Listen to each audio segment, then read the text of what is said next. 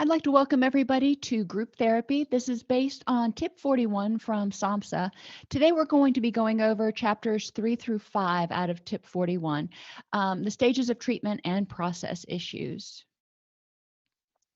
So we're going to start out by trying to talk about how to match clients with treatment groups because you don't want every single client in every single group. There's sometimes a good fit, sometimes a bad fit. We'll talk about assessing clients' readiness to participate in group therapy and determine the client's needs for specialized groups.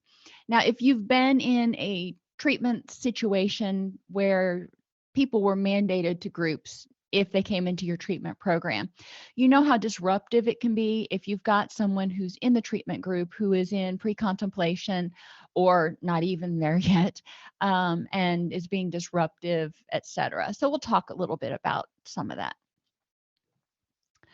When you match clients with groups, you really want to look at the client's characteristics, needs, preferences, and stage of recovery. So, blah. If they're in pre-contemplation, people who are in pre-contemplation are not really ready to work on deep issues, nor are they probably in the mindset that they need to work on those issues yet. So you're probably going to put people who are in pre-contemplation more in psychoeducational or skills groups. And depending on their needs, some people are going to need a smaller group because they've got some cognitive disabilities or something else going on, and paying attention to that. What are their preferences? Not everybody is going to want to be in a big group.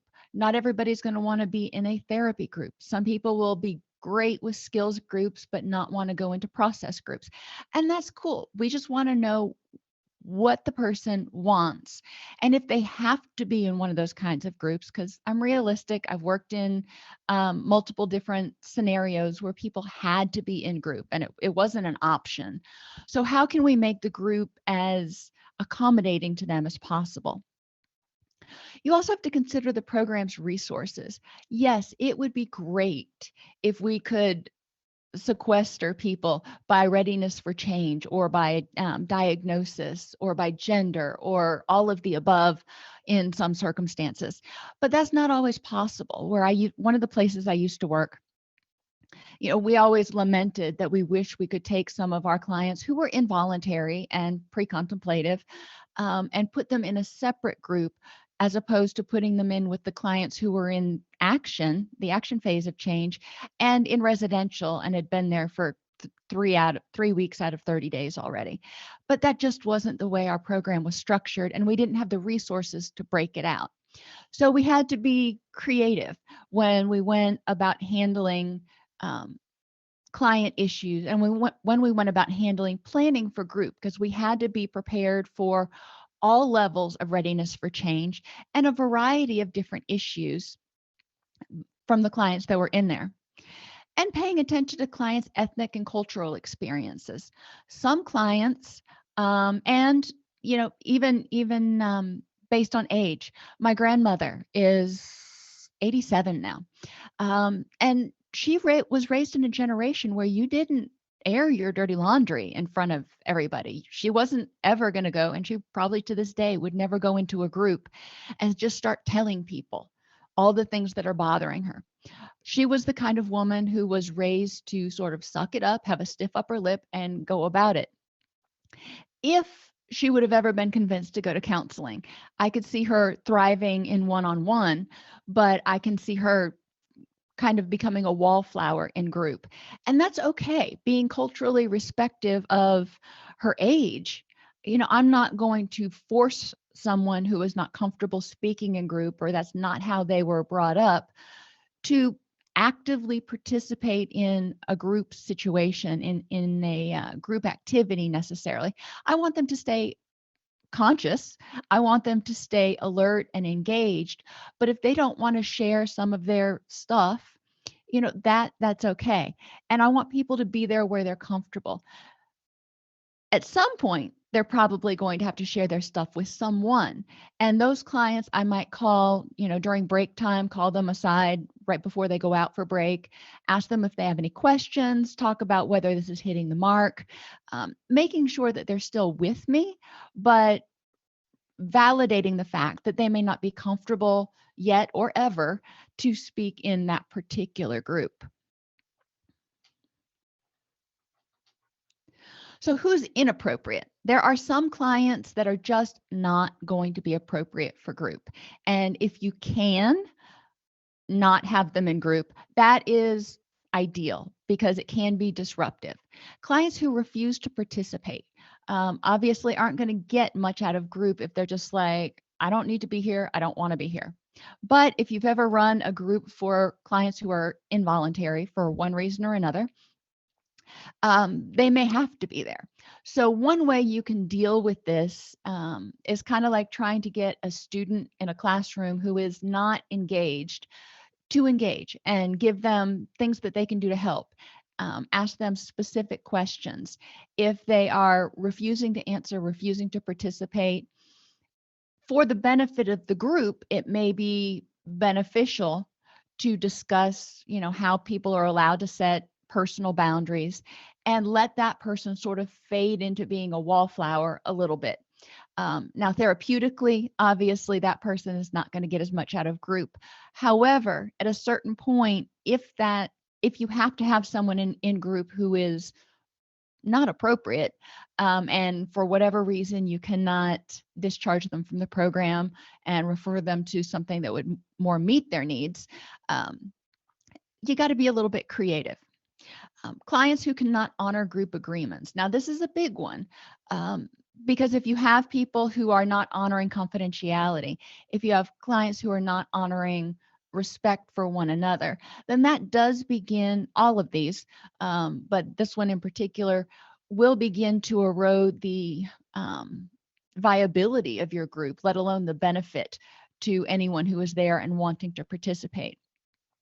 So in my experience, one of the things we've done to work with these is put people on behavioral contracts.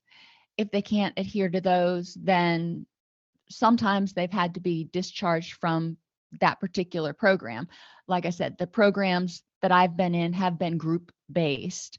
So if you can't and refuse to honor group agreements, then we need to find a different placement that's more to your needs so we don't harm the other 12 or 13 people that are in group. Clients who are in the throes of a life crisis. Now, some clients may be great. They're going along just swimmingly, 3, 4, 5 weeks into treatment. All of a sudden, the bottom falls out and they're not able to focus. They're not able to concentrate. They are in a constant state of crisis. And I get it. So they may need to take a break from group, or when they're in group, they may need to be able to withdraw some because they are just barely holding it together. Depending on your setting, obviously, I'll not say that so much anymore. I think you get the point. You've got to adapt and do what you can for this client, what's in the best interest, not only of the client. And when you're doing group, that's kind of one of the interesting things that you've got to balance is the need of the individual client versus the need of the group, and the group as an entity, but also the group in terms of 12 other individual clients. So we've got to figure out what the best thing is in order to meet the need of the most people and do no harm. Clients who can't control impulses. Now, I've worked with clients in recovery who've had adult ADD, ADHD, actually juvenile ADD and ADHD too. And sometimes they have difficulty with impulse control. They have difficulty waiting their turn to say something. They have difficulty knowing. I've also worked with clients who have fetal alcohol spectrum issues, who don't interpret nonverbals quite as well. So there are things you can do, like using a talking stick. So whoever holds the talking stick or the talking emblem, whatever it is the one who gets to talk. And it helps prevent some interrupting. Working with the client outside of group to help them work on developing skills to handle their impulses, because this is something they're going to have to learn how to control in the greater existence, not only in the microcosm of group, but in life in general. If they cannot control their impulses and they're completely disruptive, then obviously this may not be an appropriate placement.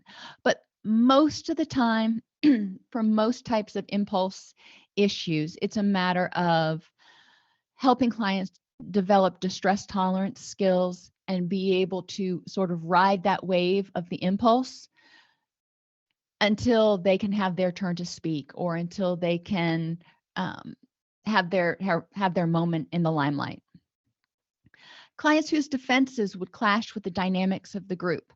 In psychoed classes, this isn't, or groups, this is not nearly as much of an issue. If you've got somebody who is very cranky, very sarcastic, very down, hopeless, irritable, all that stuff. And we run into people like this periodically who they've experienced recovery, or maybe they haven't, and they've kind of given up, and they're there because they have to be there, or maybe there's a little glimmer of hope somewhere, but it doesn't come out very often, and their protective mechanism is to push everybody away.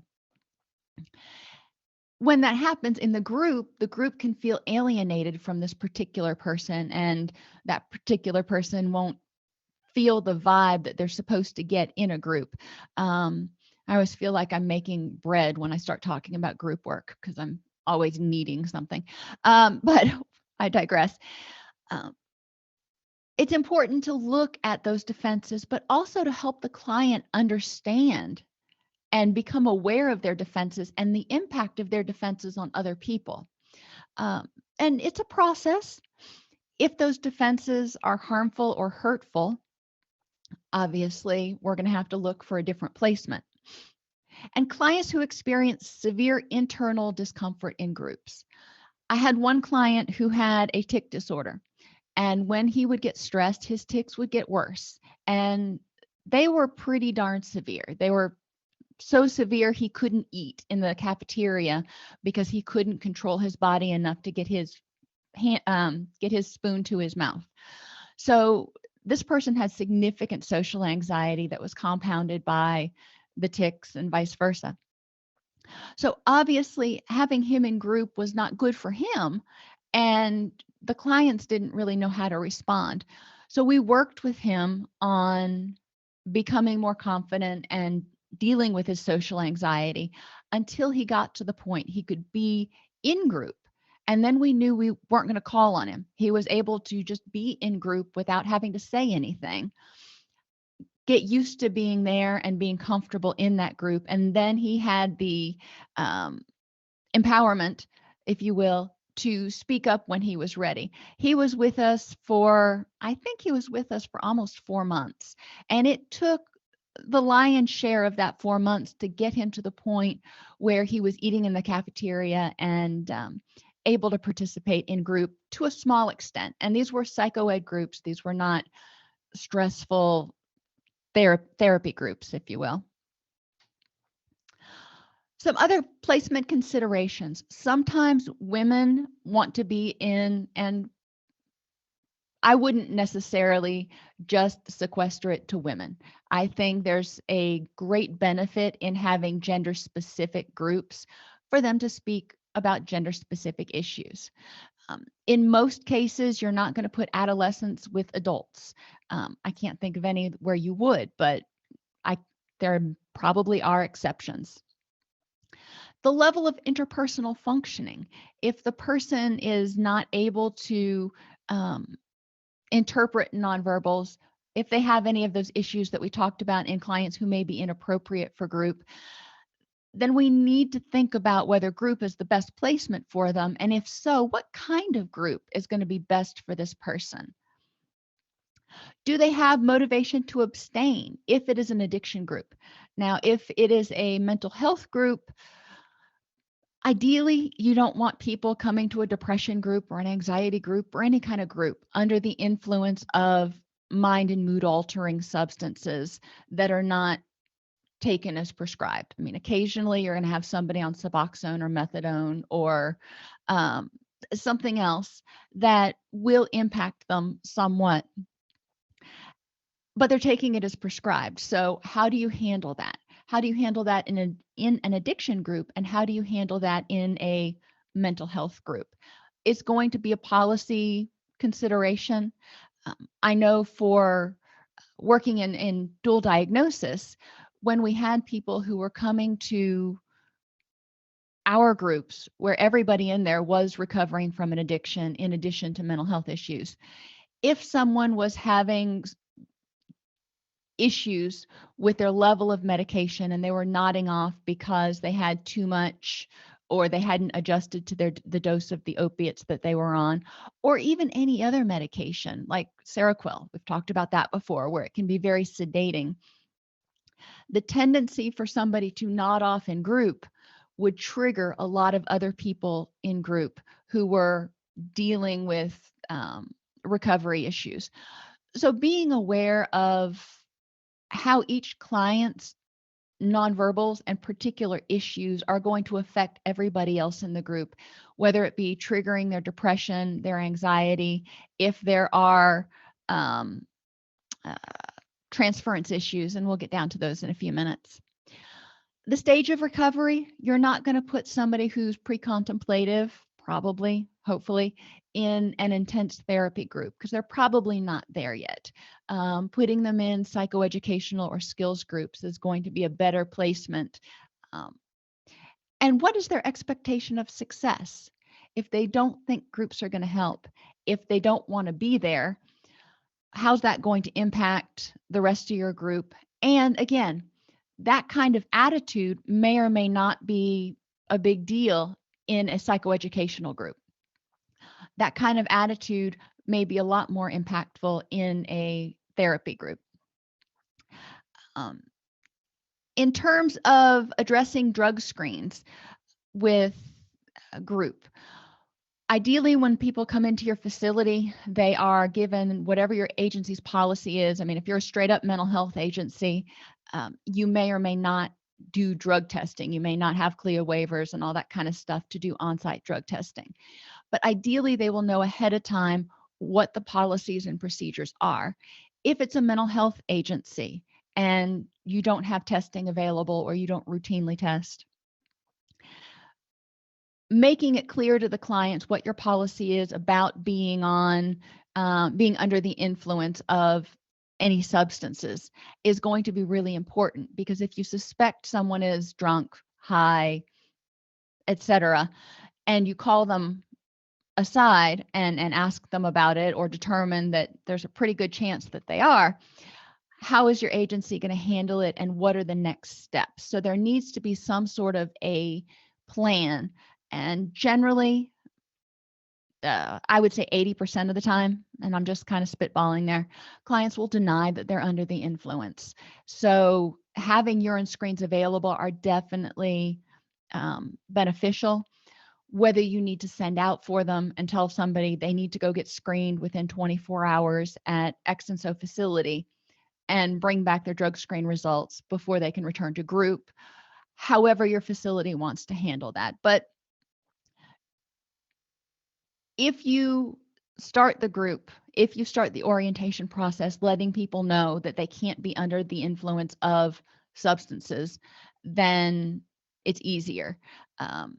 If you have a substance abuse group and you think someone's under the influence, ideally in that program, whatever that program is, there is random drug testing, but you also, in orientation, give yourself and or the agency the ability to drug test at will. So if you suspect someone is under the influence, you can pull them aside and do an on-site UA or a breathalyzer. It goes with that whole informed consent for treatment. Want to make sure that clients know about it ahead of time. Preparing the group for new members, and we don't often do a good job of this. Some people do. So, take it for what it is. I know initially I didn't. I try to be a lot more careful about it now, because the groups that I've always run have been rolling admission groups. I've never had a closed group. So I just expected new people every day, and I expected people to go away every day. And that's kind of the way it was. But in an ideal situation, you want to integrate new clients into the group slowly, letting them set their own pace. It's kind of like introducing somebody. If you bring a significant other home to meet your family. You want to prepare your family for it, and you want to prepare the significant other for it, because a group ideally is going to create a community or a family type microcosm. So when you bring someone in, the whole dynamic is going to shift a little bit, because they got to make room for that person at the table, if you will.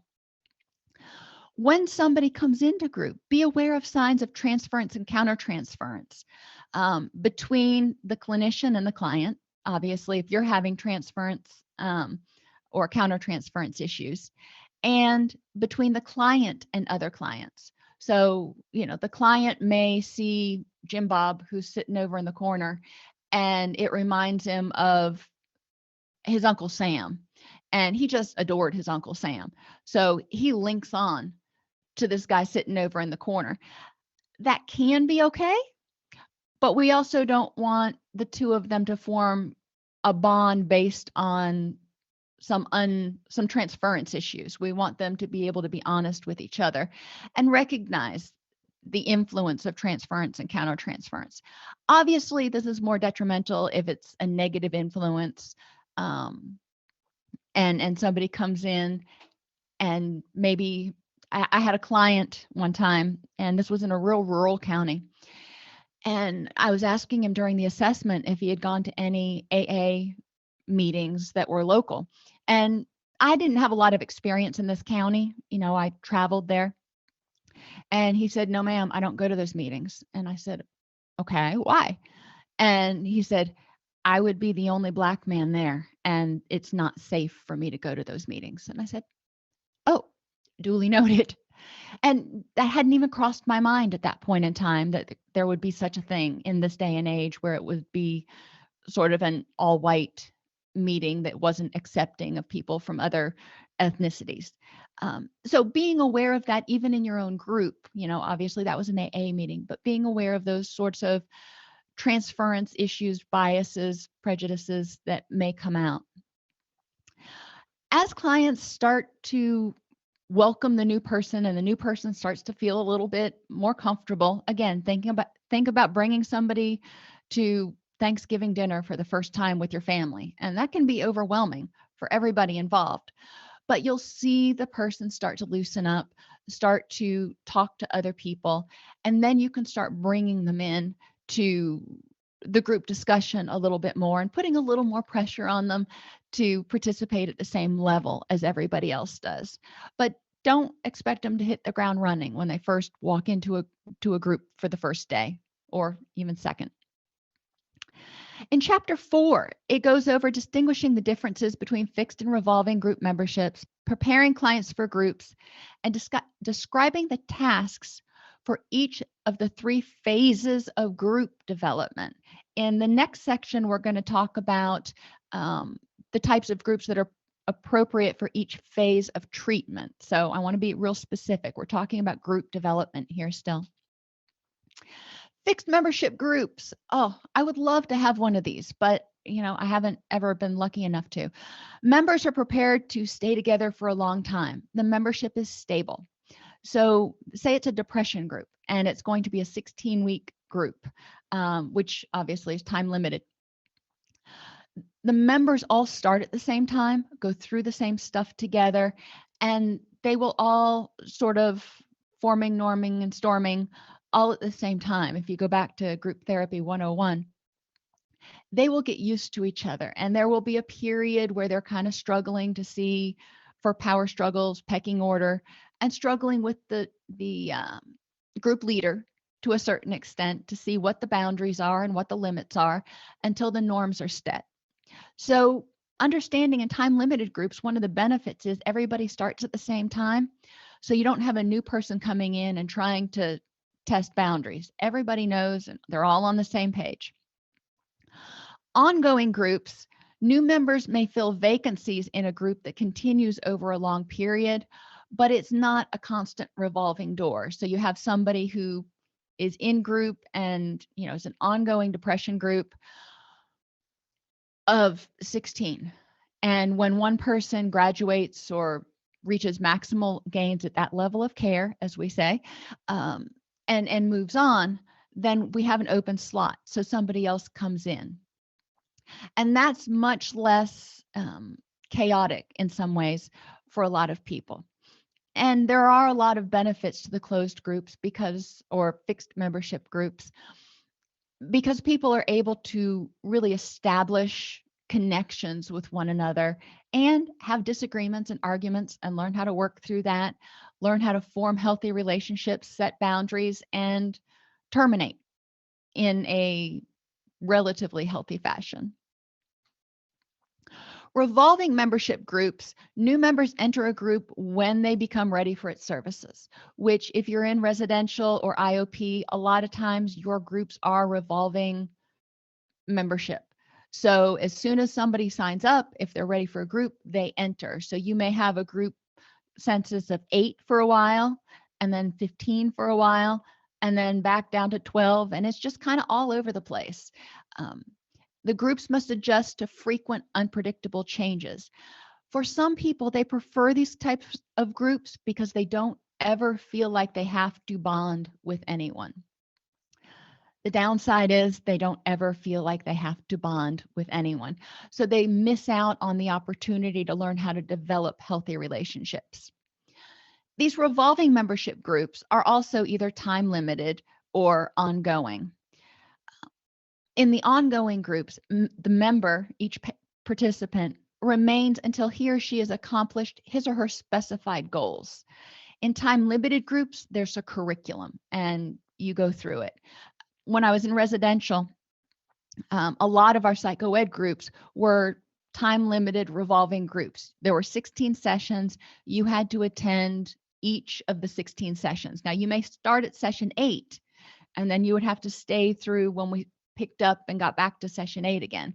But you got every single module that was being taught in that particular skills group or psychoeducational group. So how do we figure out how to place all these people and where people are at? Well, the pre-group interview. Begin as early as the initial contact between the client and the program in order to try to form a therapeutic alliance between the leader and the client. So you want to meet with the client and go, hey, my name's so-and-so, and I'll be leading the self-esteem group, or I'll be leading the depression therapy group. Do you have concerns? How do you think this group can help you? Give them some open-ended questions that they can start talking with you about, even if they're not starting the group right away. It'll also be a time that you can reach consensus on what's to be accomplished in therapy in that particular group, and educate the client about kind of how things go. Allay any anxiety related to joining the group and explain the group agreements. Now, if you work in, again, IOP, PHP, or residential, you may have clients attending multiple groups, and that's cool. You don't have to do pre-group interviews for every single group. You'll want to do a pre-group interview for different types of groups.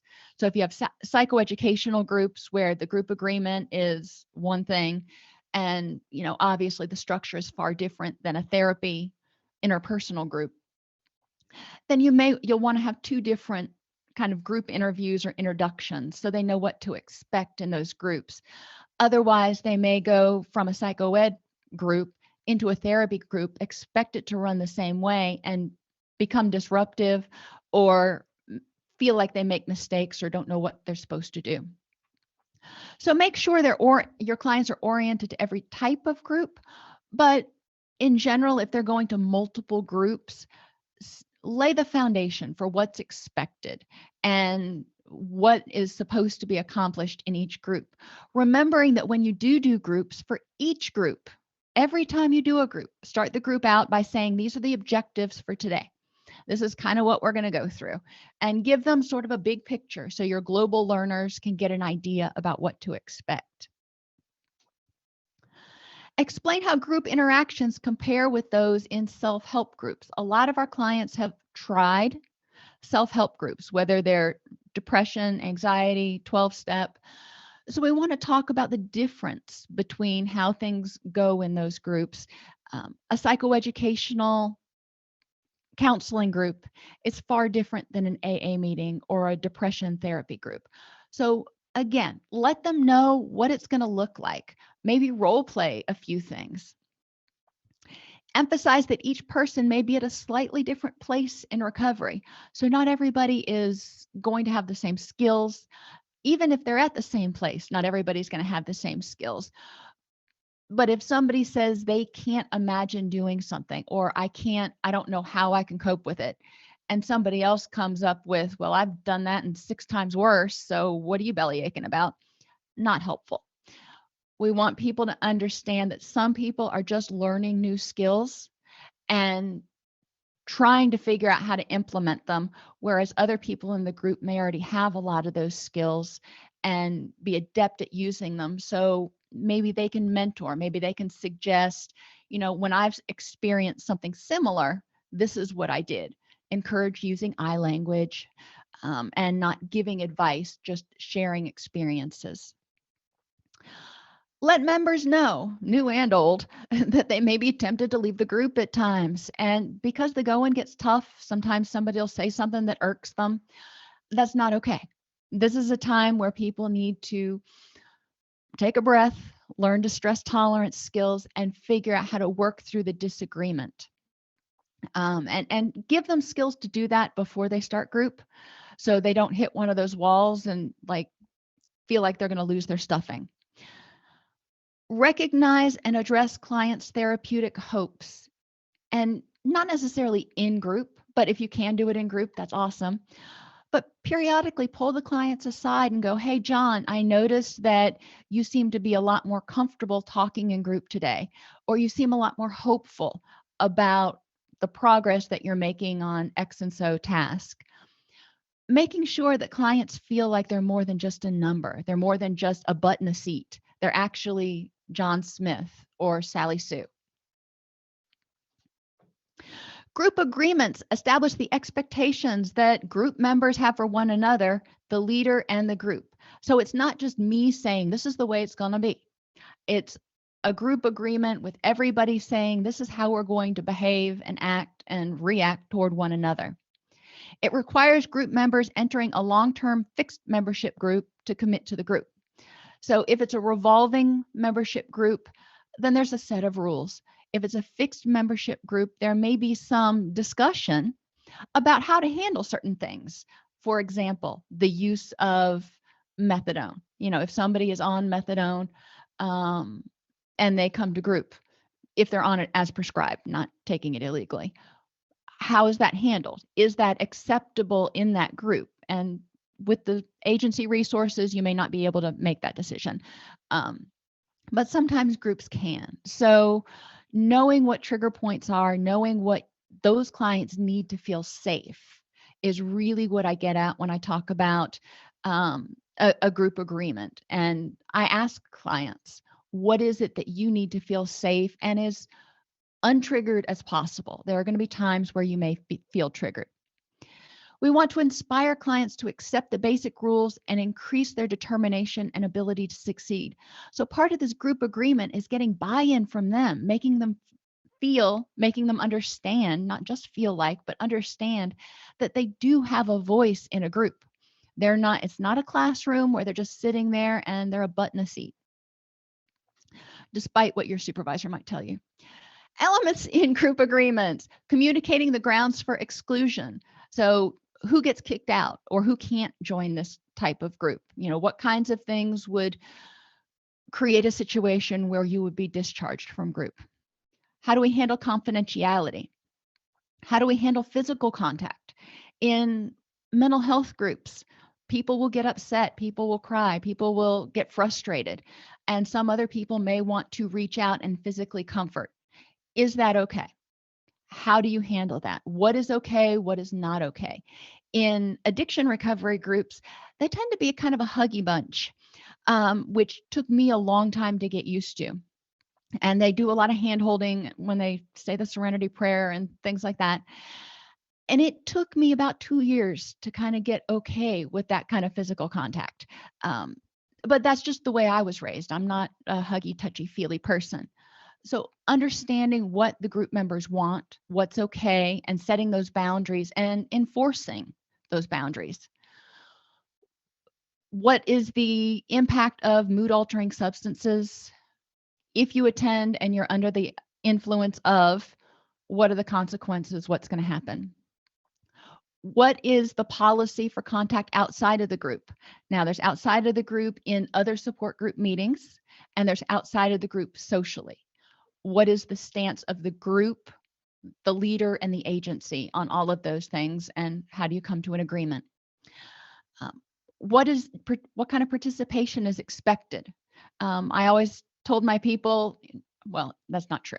Depending on the group, I had when I worked with people in felony probation who were all involuntary, I expected them to be there, be awake, and at least take notes on what was going on. If they didn't want to share, that was not a big deal.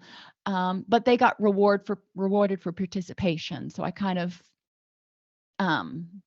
incentivized them to participate.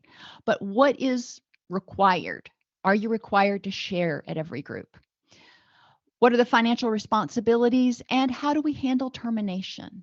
So when somebody graduates, if you will, how is that handled? Do they just quit coming, or is there a termination ceremony? What happens?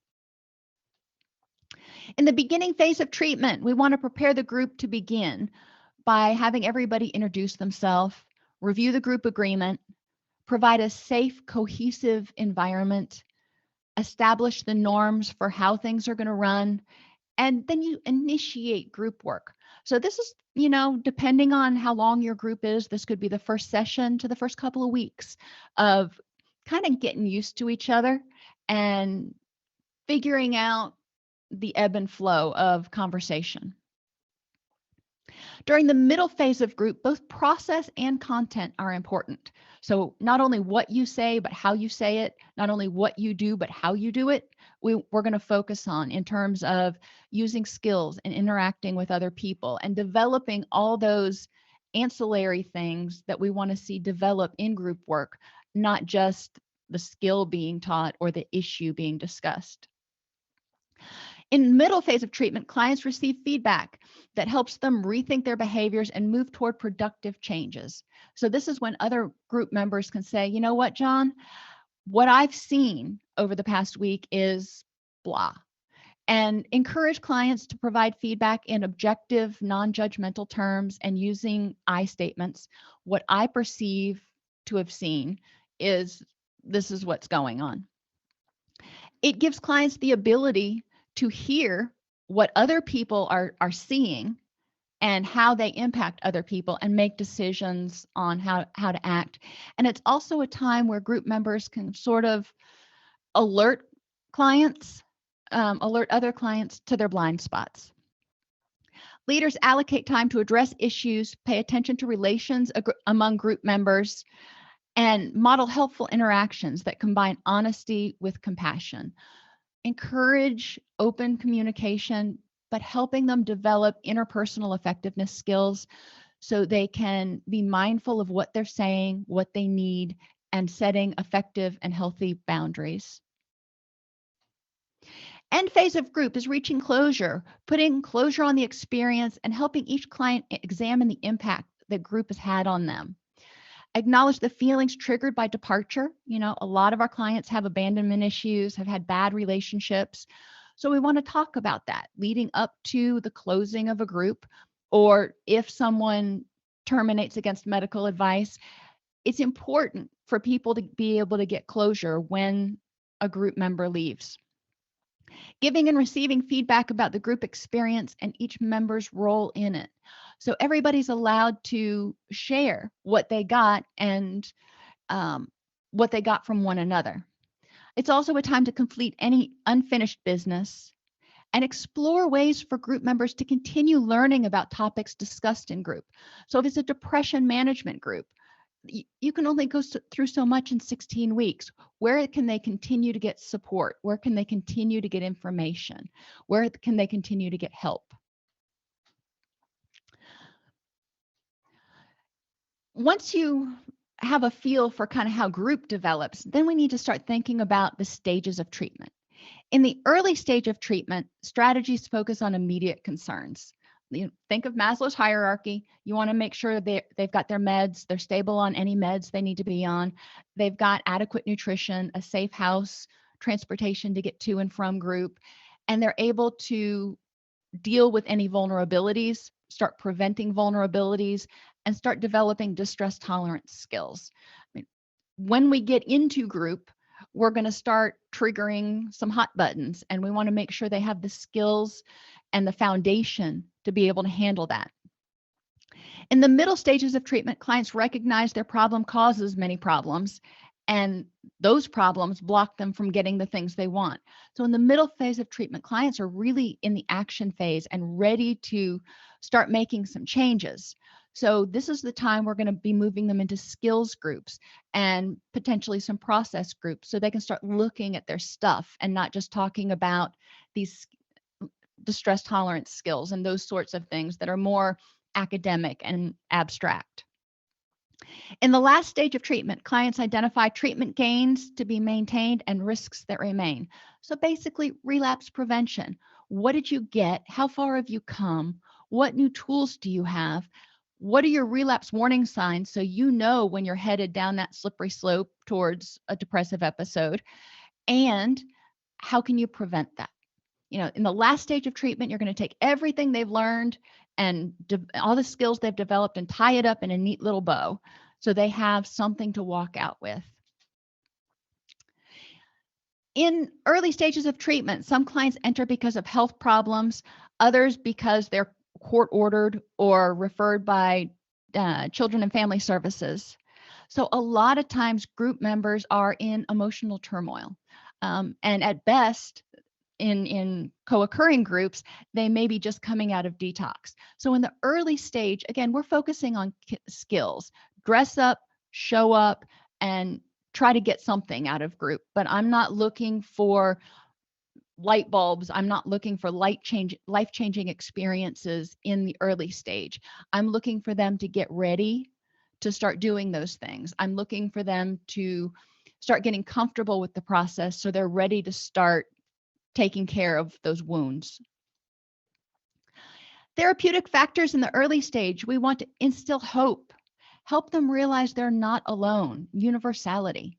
We want to give them information about what is available, what could be causing their symptoms, what treatments they could potentially start looking at, and skills that they might start trying. We want to start looking at the primary family group. And it may not be possible to correctively recapitulate, as SAMHSA says. It may not be able to fix the primary family. They may have washed their hands of it, or it may be a family where there is an identified patient and they are unwilling to see any of their behaviors. But we do want our clients to start developing a healthy support system outside of group with someone and developing their own family network, if you will. We want to help them develop socializing techniques and interpersonal learning, watching how one person interacts, developing skills, developing group cohesiveness, and looking at other factors that may be affecting people's comfort in group. So when we get into that middle stage of group, everybody feels safe. In the early stage, as leaders, we want to stress that clients have a lot of things in common. We want to be somewhat spontaneous and engaging, not too much by the book. You can be too regimented, even in psychoeducational groups. Make it fun. I find that clients engage and remember a lot more if you make them laugh.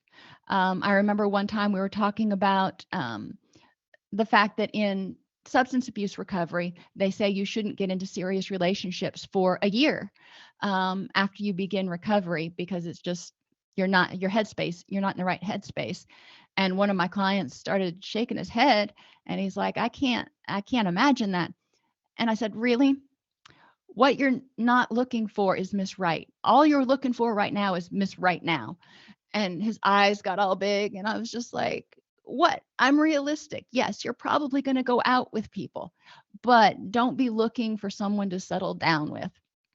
And so occasionally make jokes, make off the cuff remarks, encourage them to laugh. I mean, how much more do you get from a group or from a class if the instructor occasionally tells a funny story that kind of hits home? Um, Focus on helping clients achieve abstinence if it's a substance abuse group.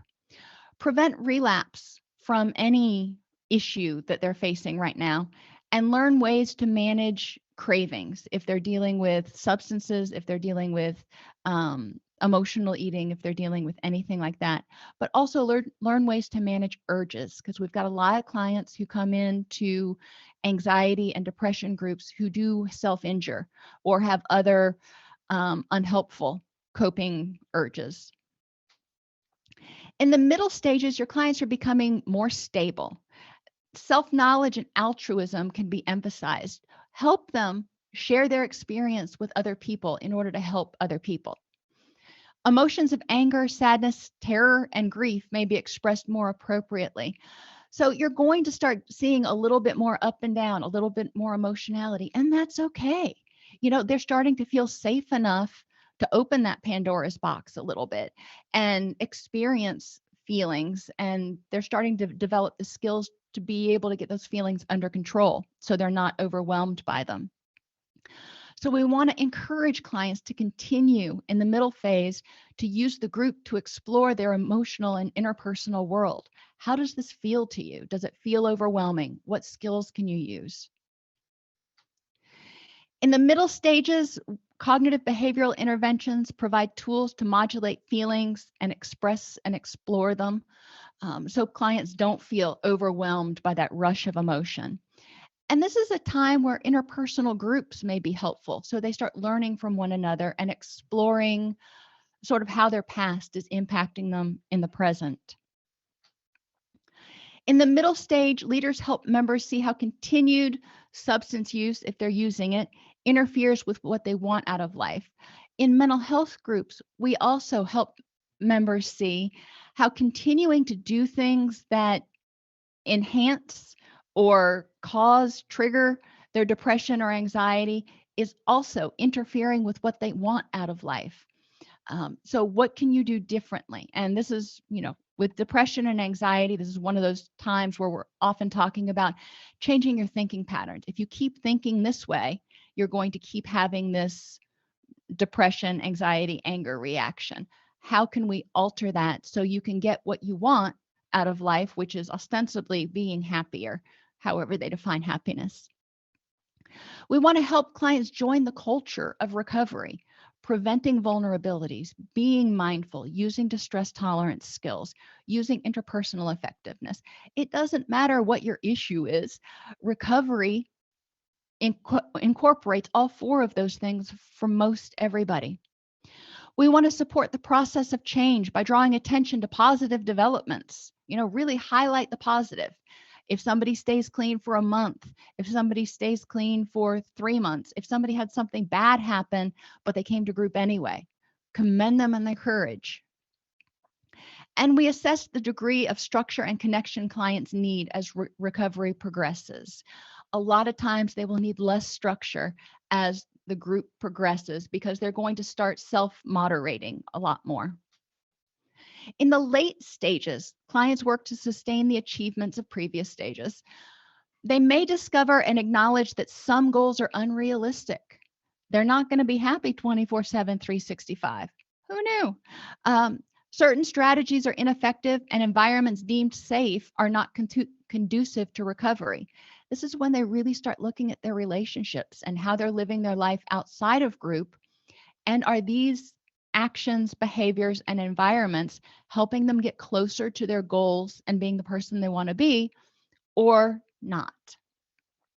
Significant underlying issues often emerge, such as poor self-image, relationship problems, shame, and past trauma.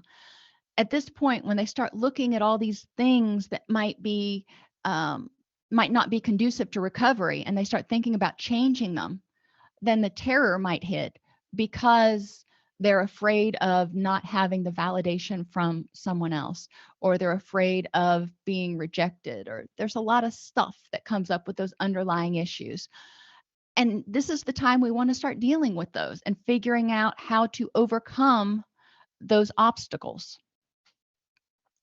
In a late stage, process-oriented groups may become appropriate for some clients who confront painful realities, so they can work through the trauma, the abandonment issues, the cognitive distortions that were indoctrinated in them, whatever the case may be. And the group can be used to settle difficult and painful old business. They're learning how to form relationships. They're learning how to be accepted for who they are. They're learning all those things that we hope kids are learning when they're knee-high to a grasshopper. But this is a time people can start dealing with those issues and start feeling more whole and less broken. In the late stage, the leader shifts towards interventions that call on clients to take a clear-headed look at their inner world and system of defenses. So we're less telling and more saying, okay, John, in this situation, what has worked and what do you think is going to be the best choice for you at this point? We don't want to rush to rescue them. We want to basically take the training wheels off and let them start riding and see how they go. We're still there to kind of catch it if they start to fall, but we want to let them start trying to ride on their own. Late stage interventions permit more intense exchanges because clients can handle those emotions now. They have the skills to be able to feel anger without being overwhelmed, so they can express anger, and we want to help them learn how to do that effectively and appropriately. The leader allows clients to experience enough anxiety and frustration to identify destructive and maladaptive patterns. Not to the point where they're putting their fist through the wall, but we want to help them figure out how do you respond when it feels like your needs are not being met? What are your undealt with destructive and maladaptive patterns we still have to address? So the focus for group changes depending on the stage of treatment. In early treatment, people really need more skills. They need time to get kind of comfortable with things and really kind of get their land legs as far as, okay, I'm really getting ready to do this. Groups need to adjust to meet the changing needs of clients. So once they move into middle phases of treatment, we may need to add process groups. And you're not going to change a psychoed group into a process group. You're probably going to have to add a group or refer out to a group. But we do need to make sure that we have resources available for clients. Groups still often progress from knowledge to skills, and finally allowing the clients to practice their new abilities in a safe environment with minimal assistance. So in the early stage, they may come in and major anxiety, major anger management problems.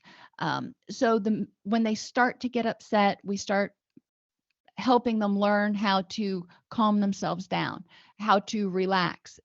Basically, groups can allow for a long drawn out process of desensitization.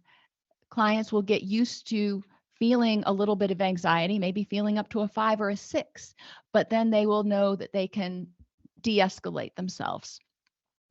And by the end, we want them to be able to feel that even if their distress level gets up to a 9, or hopefully never a 10, but if it gets way up there, they still have 2 or 3 drop back and punt coping skills or resources that they can use and fall back on, so they don't engage in self-destructive behaviors. We want to make sure they've got something at every step of the process. Are there any questions?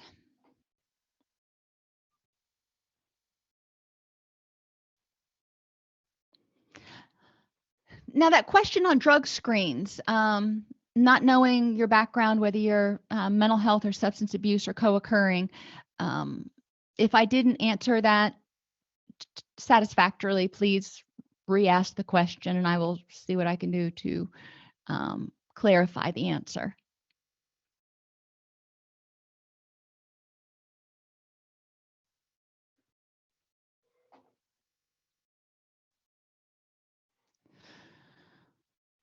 All righty, y'all. Well, I appreciate you coming today. If you have any questions or issues, you can always email me. And and I will handle any of the technical, like clinical questions. If you have technical issues, you can email me. I can't guarantee I'll necessarily be able to help. I'll try.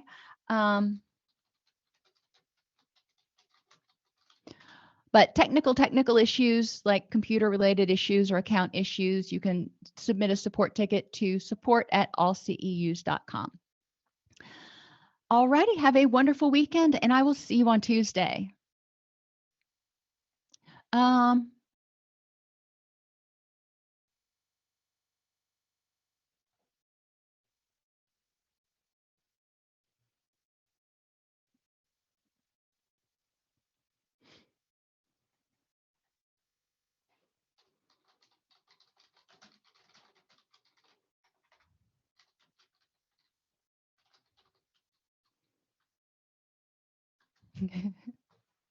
I think all of us have a grandma in there who was raised in that generation that